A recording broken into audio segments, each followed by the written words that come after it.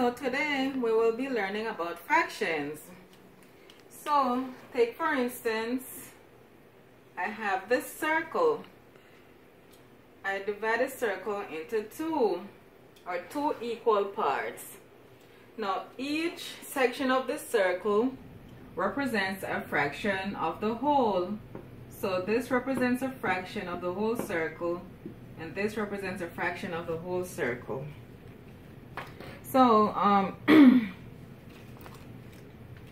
take for instance, say I have this apple, right? And I want to give a half of this apple to somebody in the class. So this apple was already pre-cut because I didn't want to bring the knife into the classroom. So I cut this apple into two equal parts, and I give one part to Samantha. Now I gave away one out of the two pieces of apple. So this represents the amount of apple that I had, two pieces, and this represents the one piece that I gave away. So this number in the bottom is what we call the denominator, and this represents the amount that the whole has been divided into. Now this top number is what we call the numerator, and this represents the amount that has been taken out of the whole. So I have a piece of chocolate.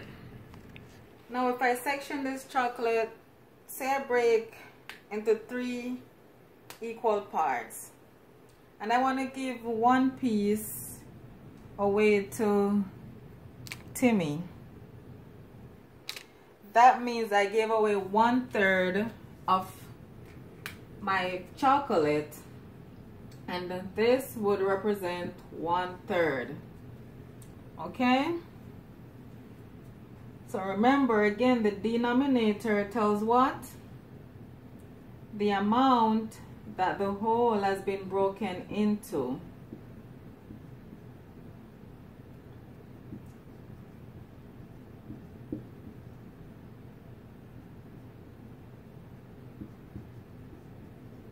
And what does the numerator represent?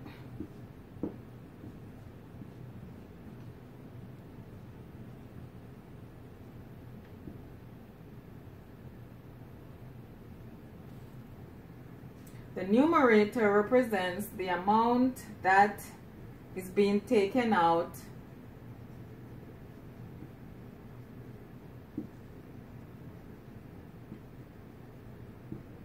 of the whole. Now again, we have three pieces of chocolate. Let's say I give away two pieces. Can somebody represent that on the board as a fraction? So they should have written, or they should have done this, taken out two pieces and written 2/3. So, okay, can anybody tell me what this bottom number represents? Anybody? Stacy? That's correct. That's the denominator. And what does this one represent? Tanya? Yep, the numerator. And what's the difference between the denominator and the numerator? Anybody? Jason? That's correct. The denominator represents the amount that the whole has been broken into. Anybody? Can anybody tell me what the numerator represents? Billy? Correct. The numerator represents the amount that is being taken out of the whole. let's say I have 3/4. I want one person to come up and represent this on the diagram. Show me how many parts this piece of chocolate should be divided into. All right, Stacy, come on up. Okay, class, can you help Stacy to divide this? How many parts, how many equal parts should this be divided into? That's correct. You should divide it into 4 equal parts. How do you know that it should be in 4 equal parts? Right, because the whole, the bottom number, the denominator,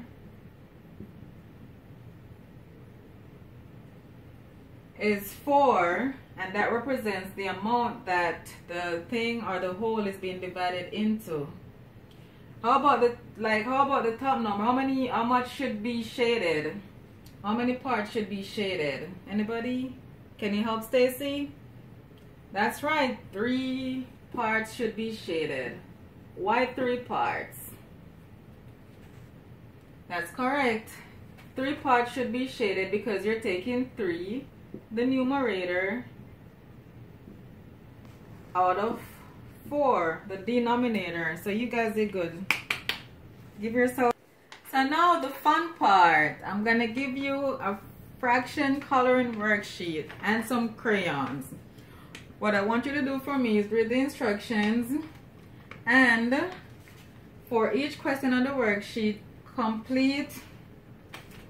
use the crayons to color the fractions or to shade in the fractional parts that they're asking for. You'll have 15 minutes to do this task.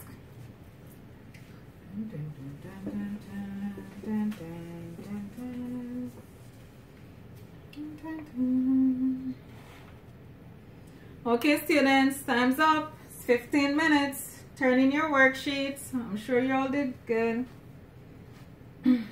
So now we're going to do a little group activity. I'm going to separate you into 2 groups. So starting in the middle right here, this is group A, this is group B. So you 2 in the back, you'll be partners. So you'll be partners. Each person beside you will be your partner, okay? On this side, each person beside you will be your partner. So we'll be two partners each per group. So what I want you to do for me, partner A, I want you to tell your partner what the top number of a fraction represents. You have 30 seconds to do this task. Okay, so now it's 30 seconds. 30 seconds up. So can somebody share with the class what their partner told them about the top number of a fraction? Okay, go ahead, Shelly. Class, is Shelly correct? Yes, she is. Okay. So we're going to do the same thing. Group B, you're going to tell your partner, on this side, you're going to tell your partner what the bottom number of a fraction represents. You have 30 seconds as well to do this.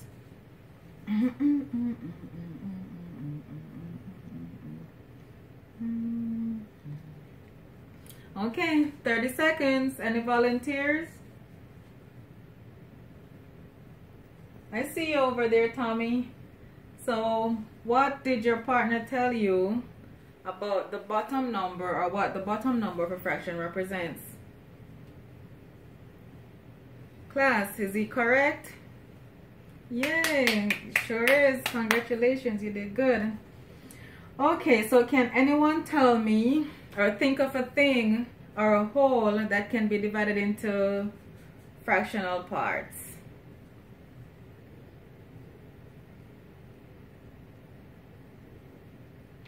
Okay. A banana? Yeah, that's true. A banana can be divided into fractional parts. How about you? Cupcakes. Yay. That's correct. Anybody else? a donut. True. Yeah, so you're correct. These are things that are wholes that can be sectioned up into fractions or fractional parts.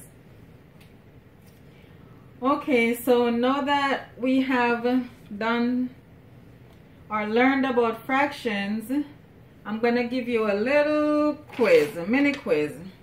Don't worry, it's only 4 questions. The first one says, Tiffany made 10 brownies to share with her friends. Together, Tiffany and her friends ate 6 brownies. What fraction of brownies did Tiffany have left? How do you know? What does the top number of a fraction represent? That's number 2. And number 3, what does the bottom number of a fraction represent? And you all know that, right?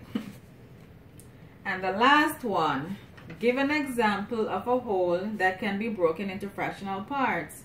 Explain how the whole is broken into fractional parts. And remember, guys, if you need if you need help, if you're having trouble, you can always come to me and I'll do all that I can to help you, okay?